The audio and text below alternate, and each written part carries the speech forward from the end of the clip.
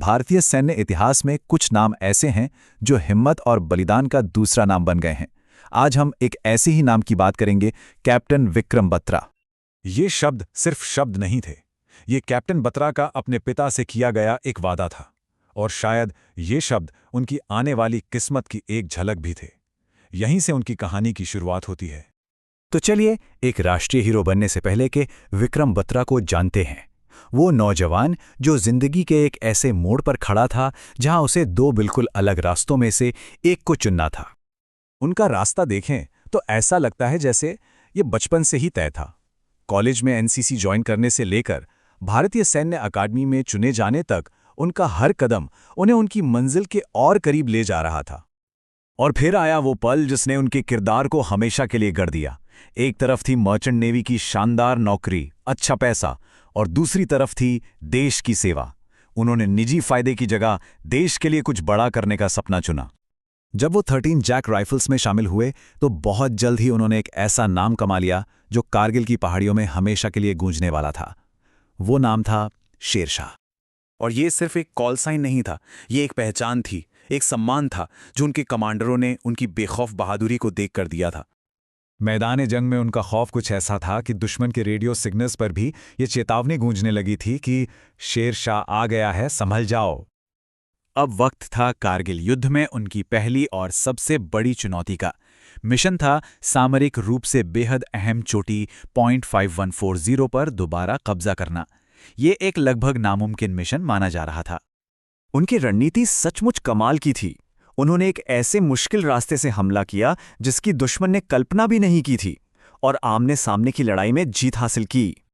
और पॉइंट 5140 पर जीत के बाद रेडियो पर जो उनका संदेश गूंजा वो इतिहास बन गया। ये दिल मांगे मोर। ये नारा सिर्फ एक जीत का ऐलान नहीं था, ये भारतीय सेना के कभी ना हारने वाले जज्बे की आवाज बन गया। लेकिन शेर शाह के इस रौबदार रूप के पीछे एक ऐसा लीडर भी था जो अपने जवानों का बहुत ख्याल रखता था। वो उनकी मुश्किलें बांटता, उनका राशन खुद अपने कंधों पर उठाता और हमेशा सबसे बड़े खतरे का सामना करने के लिए सबसे आगे खड़ा होता था। अपनी इस बड़ी कामयाबी के बाद वो रुके नहीं। बत्रा ने एक और भी ज्यादा खतरनाक मिशन के लिए खुद को आगे किया, पॉइंट 4875 पर हमला। मिशन अपने सबसे अहम मोड़ पर था। जीत बस कुछ ही कदम दूर थी कि तभी उनका एक साथी अफसर दुश्मन की भारी गोलीबारी की चपेट में आ गया। उस वक्त बिना एक पल भी सोचे बत्रा अपने साथी को बचाने के लिए गोलियों की बौछार में कूद पड़े।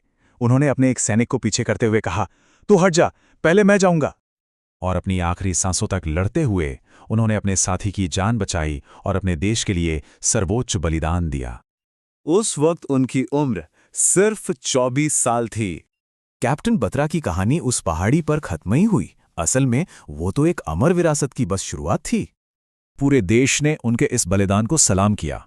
उन्हें मरणोपरांत भारत के सर्वोच्च सैन्य सम्मान परमवीर चक्र से नवाजा गया और पॉइंट 4875 का नाम बदलकर उनके सम्मान में बत्रा टॉप रख दिया गया ताकि उनका नाम हमेशा याद रखा जाए। उनके इस बलिदान की एक निजी कीमत भी थी। इसे शायद उनकी मंगेतर डिंपल चीमा के इन शब्दों से बेहतर कोई नहीं बयां कर सकता, जिन्होंने उनकी शहादत के बाद कभी शादी नहीं की। आखिर में कैप्टन बत्रा की कहानी हमें ये सोचने पर मजबूर करती है कि किसी की विरासत को असल में कैसे मापा जाता है। ये कहानी इस बात का सबूत है कि कैसे एक मकसद से भरी जिंदगी और एक निस्वार्थ बलिदान आने वाली न जाने कितनी पीढ़ियों को प्रेरणा दे सकता है।